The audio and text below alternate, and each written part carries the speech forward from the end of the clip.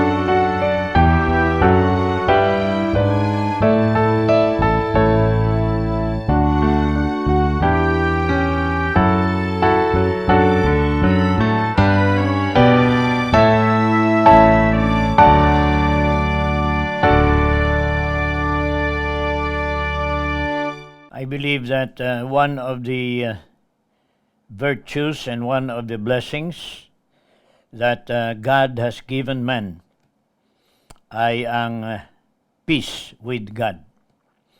Ito yung reviewin muna natin dahil gusto ko na talagang lahat tayo ay mapundar sa ganitong pag-unawa sa apat na klase ng kapayapaan.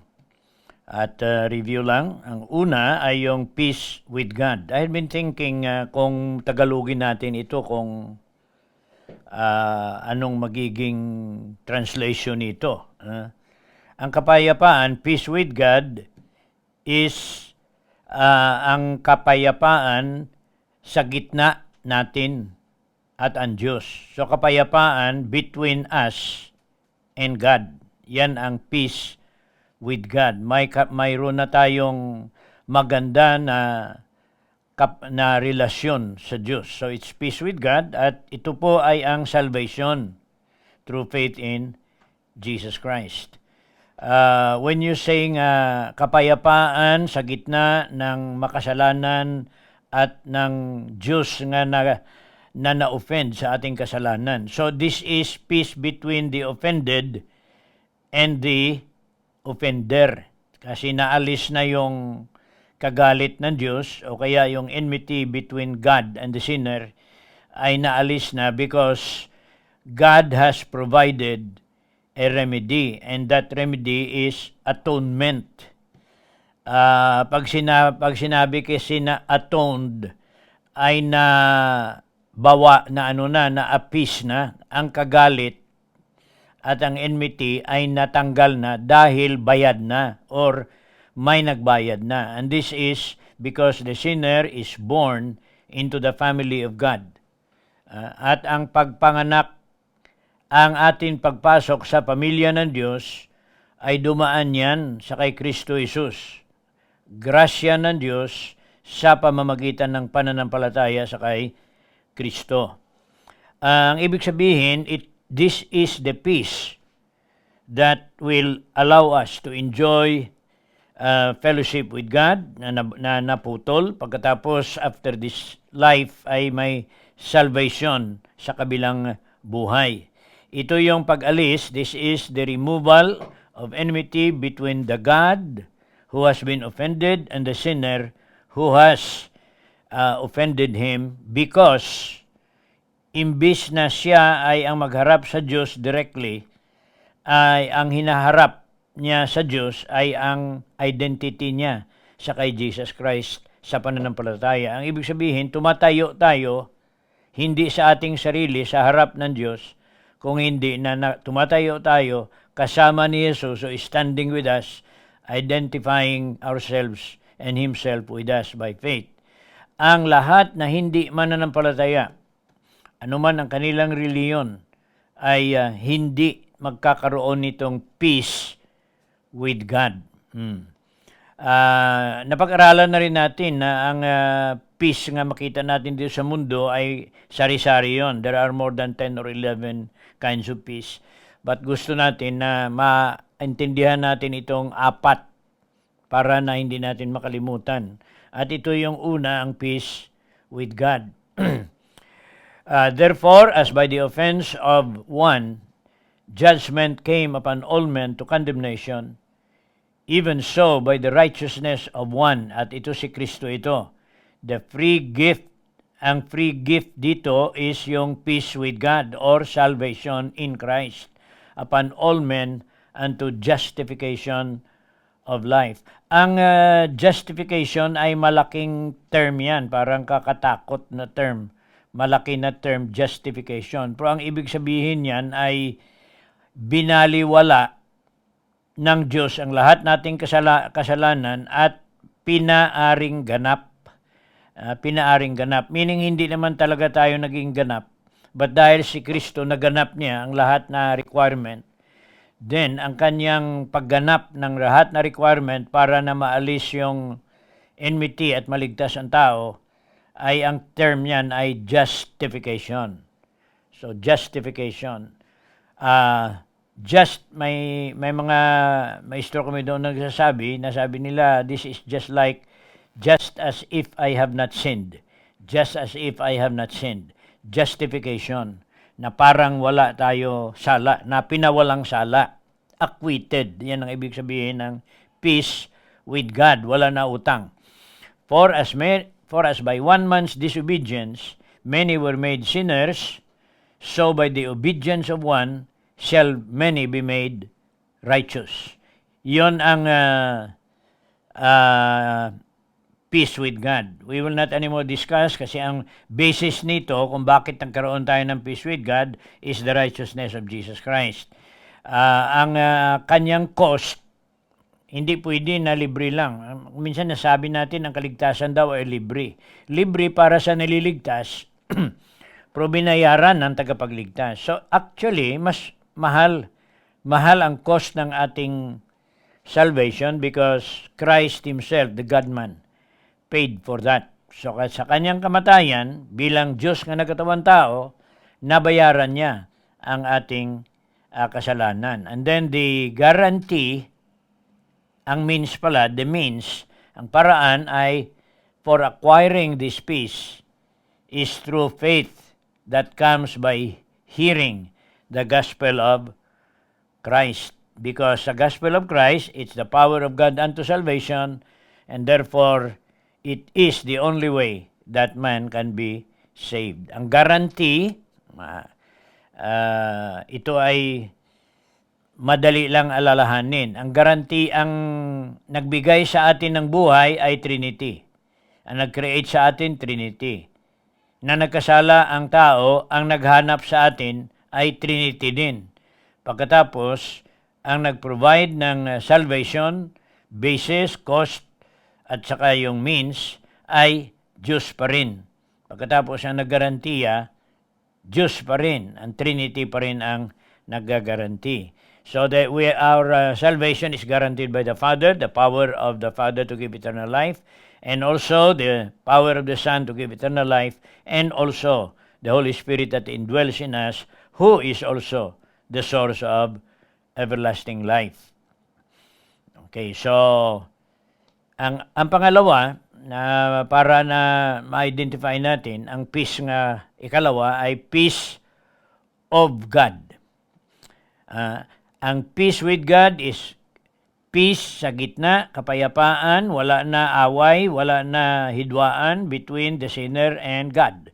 Ito naman, ang peace of God ay ang kapayapaan na nanggaling, ang kapayapaan na bunga ng peace with God galing sa Diyos. So, produkto na ito ng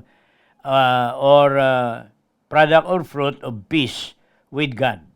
At ito ay matamo ng tao at ma-enjoy natin itong peace of God sa ating paglalago bilang mga anak ng Panginoon.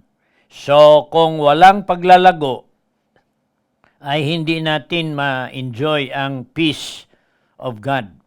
Alaala natin na ang peace of God din ay bunga yan ng Holy Spirit din. The fruit of the Spirit is love, joy, peace, long-suffering, gentleness, goodness, faith, meekness, temperance. Galing lahat yan. At kung isipin talaga natin yan, yan ay bunga lahat ng peace with God. Okay, ang pangatlo dito ay, ang pangatlo ay yung peace in the family of faith. So ito naman ay pwede nating sabihin ito, kapayapaan sa gitna ng mga kapatiran sa pananampalataya.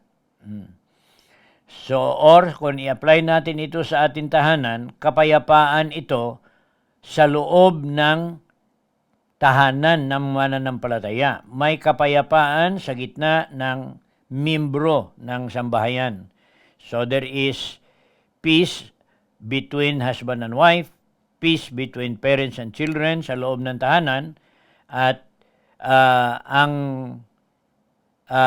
another application of this is yung may kapayapaan sa gitna ng local church. So nakita na natin dito na mahalaga na ang kapayapaan ay maghari sa loob ng tahanan, mananampalataya, sa loob ng Kristiyano na local church. Miserably ang isang local church pag wala ng kapayapaan at harmony sa gitna ng mga leaders at mga miyembro, mga leaders at ibang leaders, mga miyembro at ibang miyembro. And so ito, bunga yan ng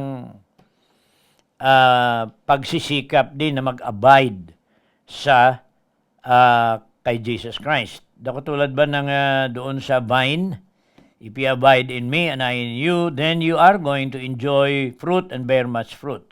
Kasi ito yung sabi ni San Pablo sa mga kapatiran. I beseech you, brethren, to know them that labor among you. Kilalanin ninyo yung mga leaders ninyo, and then mga tao nga nag-admonish sa inyo, mga teachers ninyo, and esteem them very highly in love for their work's sake. Wala kasi ng mga leaders na sa simbahan na puro perfect. But dahil na lang sa kanilang ginagawa na makatulong, at dahil din tayo ay gusto rin matulong, dahil na lang sa pagmamahal ng kanilang ginagawa sa atin at ang ating pagmamahal din sa Panginoon, sisikapin natin na magkaroon tayo talaga ng magandang relationship sa kanila. So peace, harmony in the local church. Now, kagabi atin gin-discuss ang mga factors nagko-contribute ng peaceful interpersonal relationship. And I think we were too fast sa ating pag-aaral niyan. At ito yung atin gagawin ngayon. Medyo dahan-dahanin natin dahil ang hirap mag-apply kung hindi talaga natin mabibigyan ng dagdag pa ng mga ilustrasyon at mga ideas kung paano ito ma-enhance sa ating kapulungan. So, ang peaceful interpersonal relationship sa loob ng fellowship. Now, we are talking now about in the family and also in the church.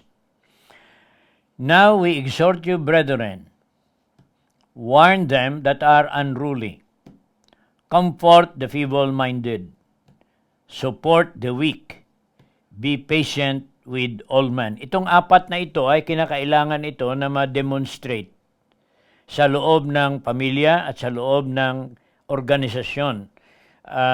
May mga tinatawag tayo sa ngayon na para churches organization.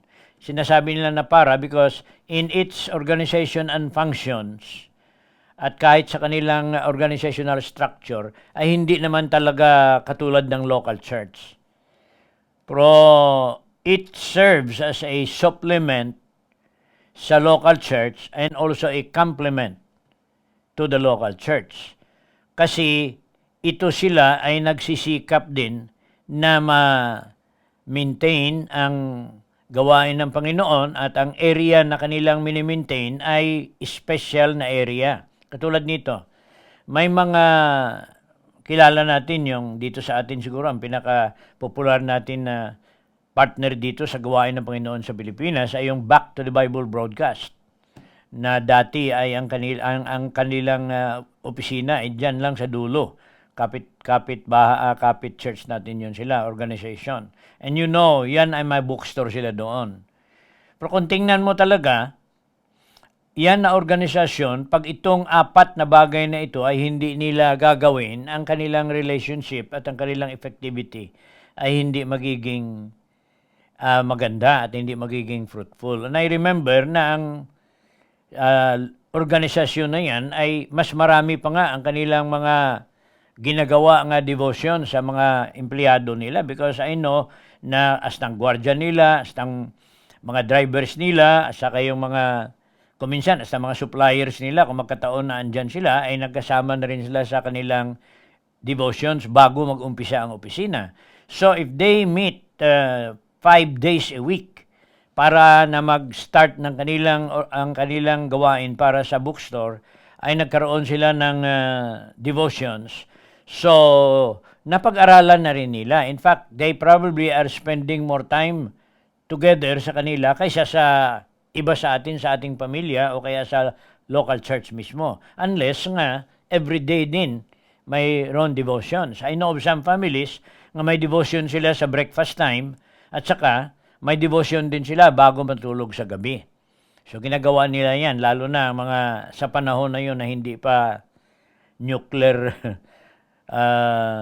family ang Christian family. Because I remember dati na parang may time naman tayo early in the morning to have a devotion sa family. Ngayon, it's very difficult. So itong mga para-churches organization or may mga camping Christian camp, mga organization na mini-maintain dito sa Pilipinas, and we have become part of some of those, na itong apat ay kailangan. At ito yon. Number 1, basta sa atin organisasyon may mga nagpapasaway, hindi dapat pabayaan yon. At may mga dahilan yan kung bakit ang mga tao. That's why kung may mga unruly na mga kasamahan tayo sa bahay at saka sa simbahan, mayroon tayong tinatawag na counseling at saka discipline committee. They are the ones who handle the unruly. Sometimes the unruly could be in the area of character, kag mga habits. Kuminsan naman, andyan sa moral area. Mayroon naman kuminsan na ang kanilang pagka-unruly is attitude problems.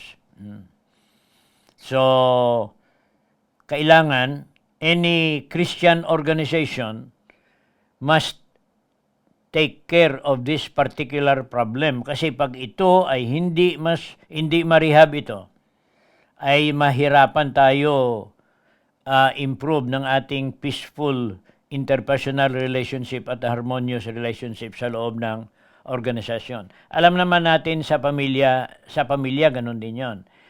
May mga terminology tayo na minsan ginagamit natin na term ay black sheep ng pamilya o kaya black sheep ng simbahan.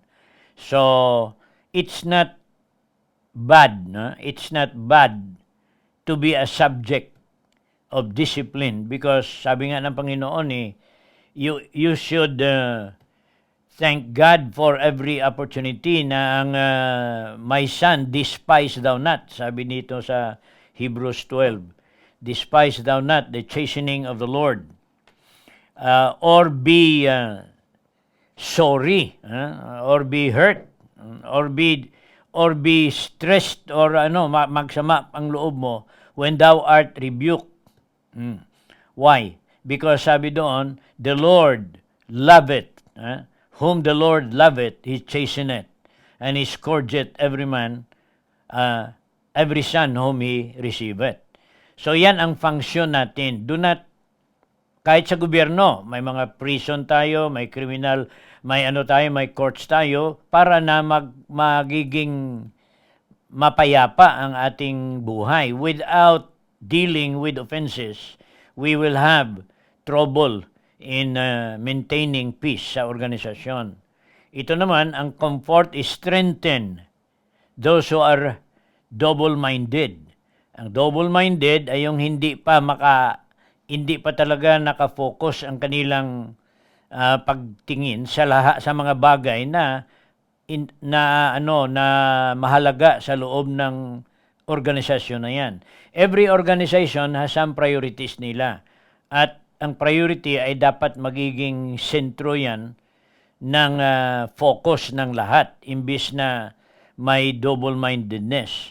Itong mga mahina pa, dahil either baby sila or ang skills nila ay hindi pa talaga na-develop, that's why one of the purposes of having a church is training for strengthening training for future leadership, or maintaining the present leadership and supporting the training for future leaders at future members sa simbahan. So, yan ang tatlo at ito yung apat.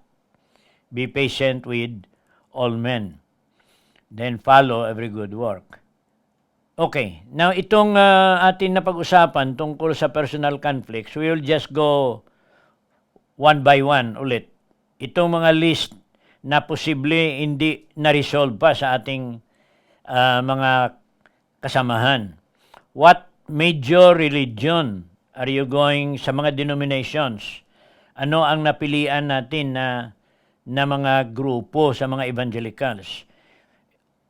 Is our mind sa ating church, is our mind settled na magiging Baptist ikaw sa kanilang principles, ila doctrine, ang ila ethics, ang ilang priorities, at ang kanilang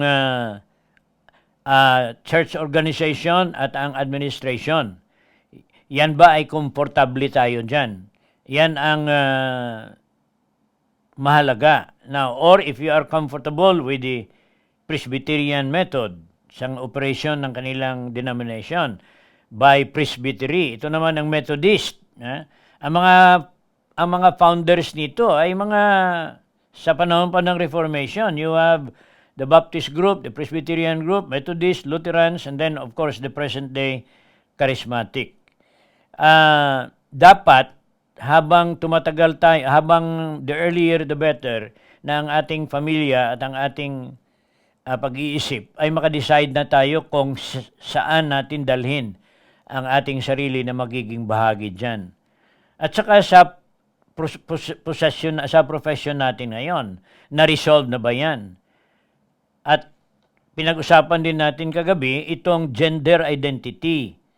Are you a man or a woman? Ito yung ito yung gusto ng Panginoon na talagang ma-identify natin dahil in the beginning ganun talaga ang ginawa ng Panginoon.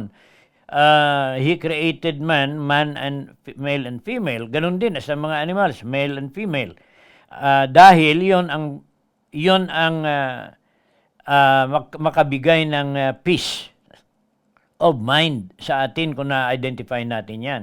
Again, nabanggit natin na ito, hindi naman yan kahit ang nabanggit natin na pagpili ng reliyon mo or denomination or even the choice of your career. Hindi naman yan, salvation is not involved there. But the peace between those who are part of the organization or the community will be enhanced kung ma-identify natin ang ating talagang preference at ang ating focus.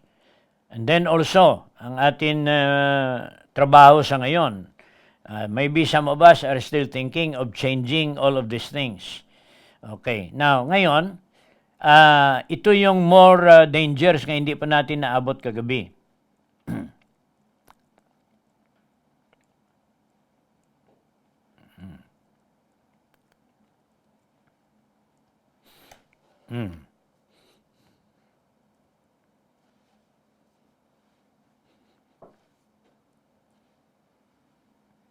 Okay. May conflict tayo dito, konti sa number 5, dahil may mga extreme na mga grupo na kahit ang pagsuot ng mga damit, pantalon o kaya ang clothing ng mga babae, ang grooming, ay nagiging issue sa fellowship. And yan ang sinabi ko kanina na kung ikaw mag-join sa isang Baptist na grupo o Presbyterian na grupo, pagdating dito sa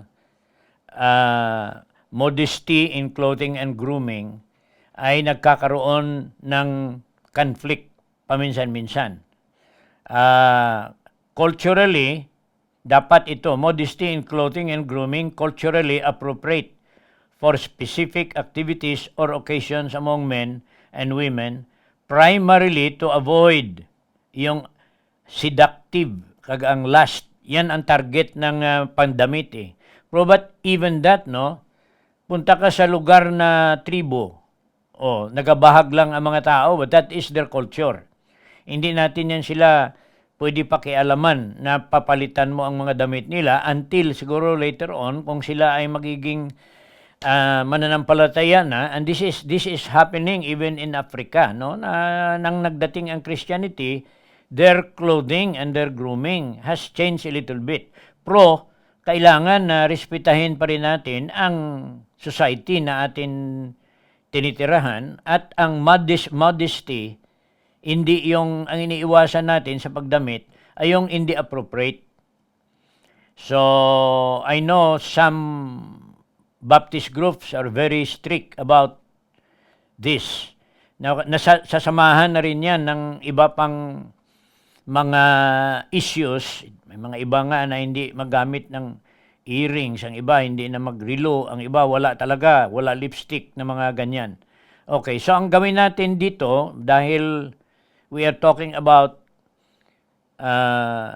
enhancing our relationship, is tanggapin natin ang standard ng ating kapulungan kung ano ang modesty at ano ang hindi nakaka-isturbo sa ating fellowship. Katulad nito, kung naglalaro kayo, hindi naman pwede na magpalda kayo dyan ng nag-volleyball. O kung maligo kayo, hindi naman pwede yun na iligo lahat. Wala naman kayo ng swimming trunk. So, depende sa activity, we suit our clothing and grooming depende sa okasyon. Kung formal na okasyon, then also formal nga dressing.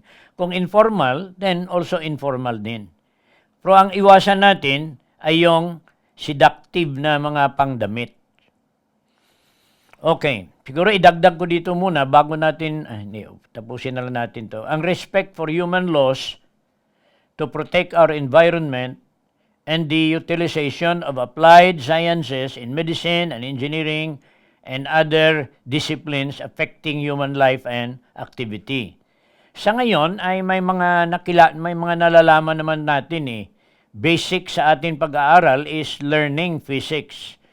Mayroon tayong botany, mayroon tayong zoology, physics. Ito lahat ay parte yan ng ating natural laws. So, ang natural laws nga na-discovery ng ating pag-aaral at ng ating disiplina sa ating iba-ibang sa medisina, sa engineering, dapat atin yan respetahin. So, ang natural law, that's why sa ngayon may problema tayo ngayon. Itong sabi nila na global warming, kasi tama naman yan talaga na dapat natin iwasan ang mga bagay na nakakasira sa environment.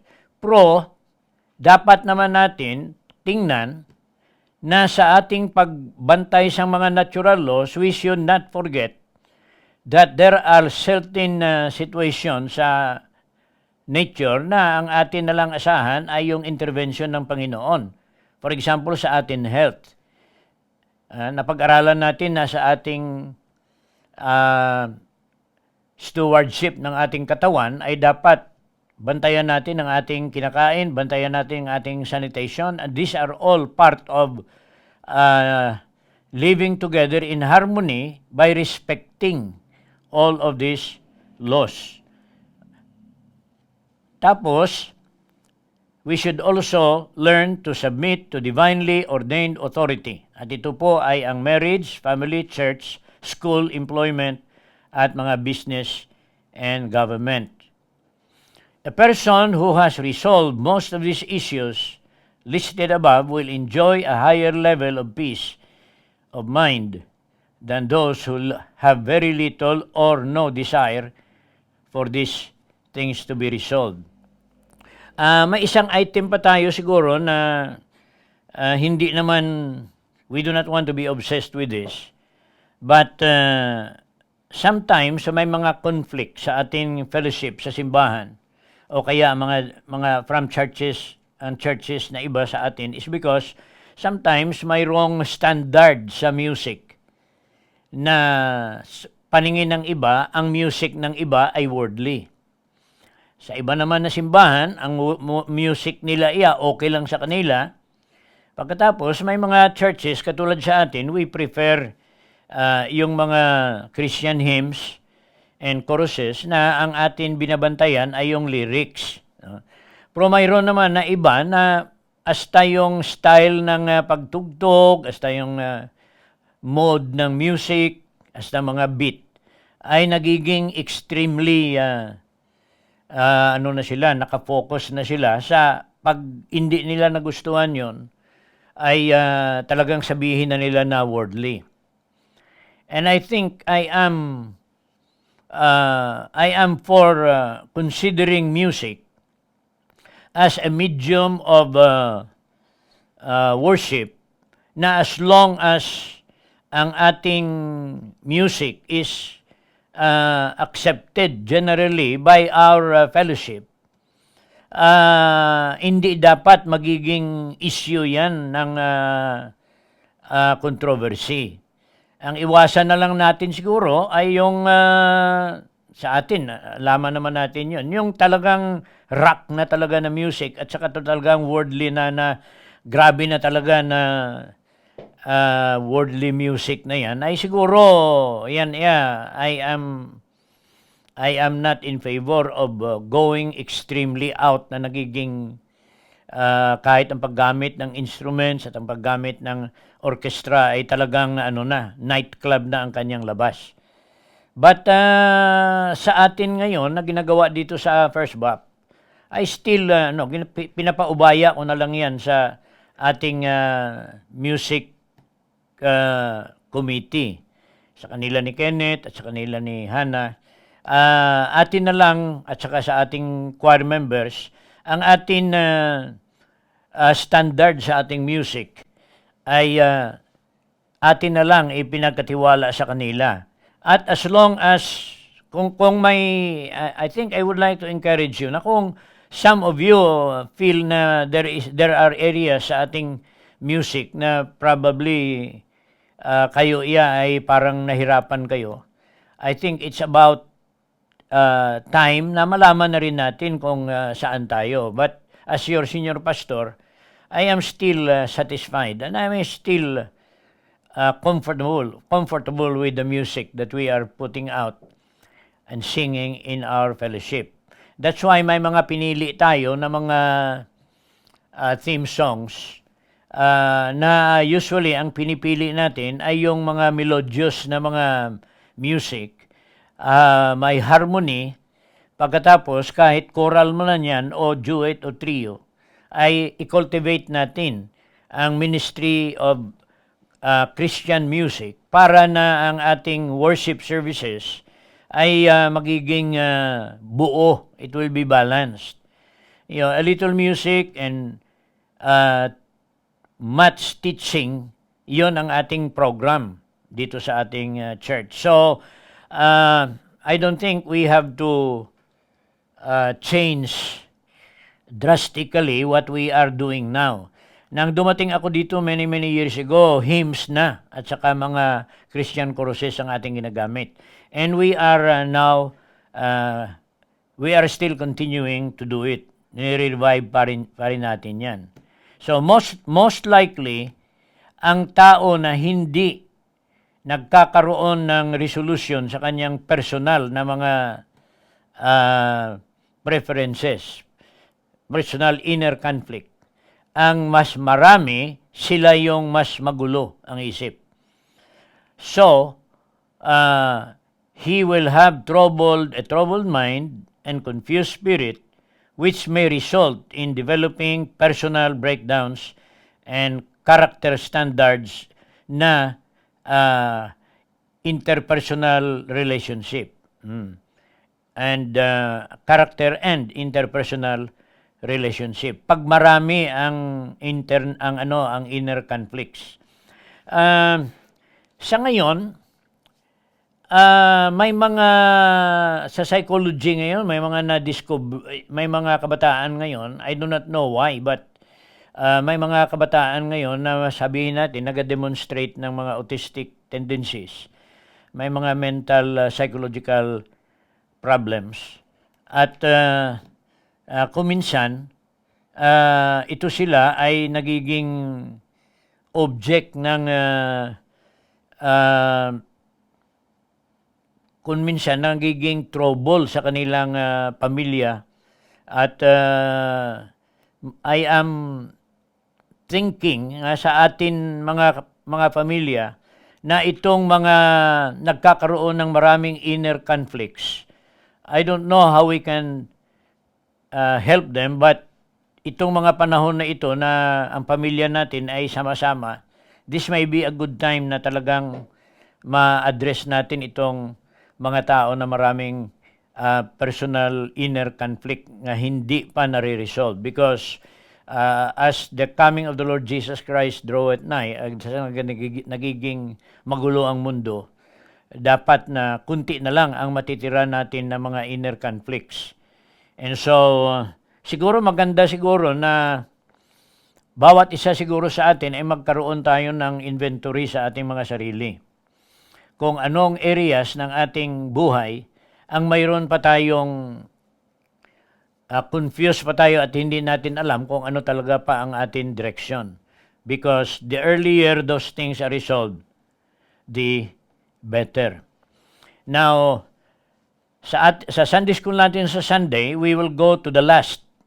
At ito yung assurance and security. The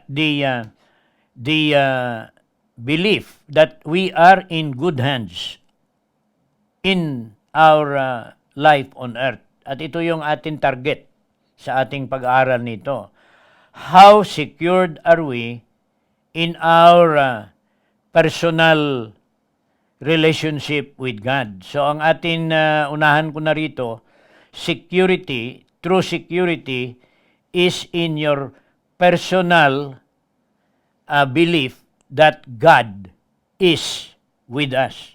So it is a confidence that our life is hid in God, in Christ.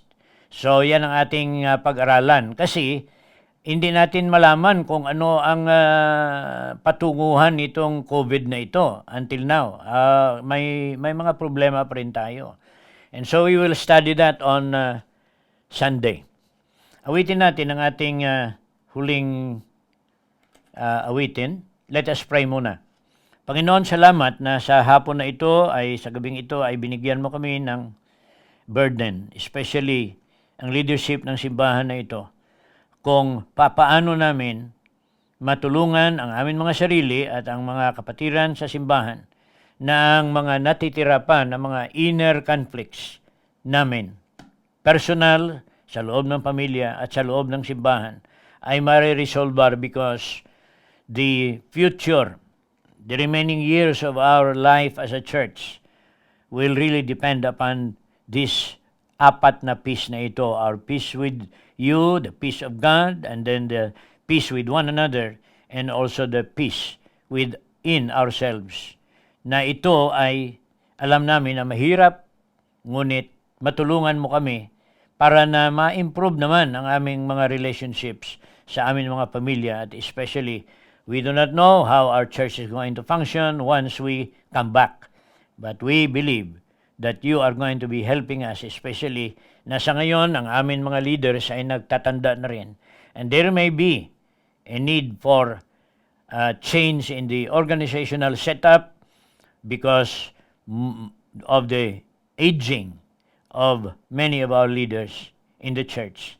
So itong transition period na ginagawa namin sa aming simbahan and our transition period also for the next generation, we pray that you will use all the studies that we have made since we started this quarantine season, na ito ay magiging instrumento mo para na mag-improve at mahanda kami para sa pagdating ng aming Panginoong Kristo, o kung matagal man na mahanda ang simbahan na ito na magharap sa challenge na lalong mas mahirap itong mga susunod na decade, especially the next 10 years is going to be very difficult.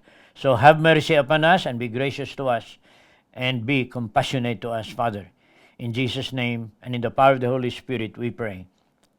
Amen.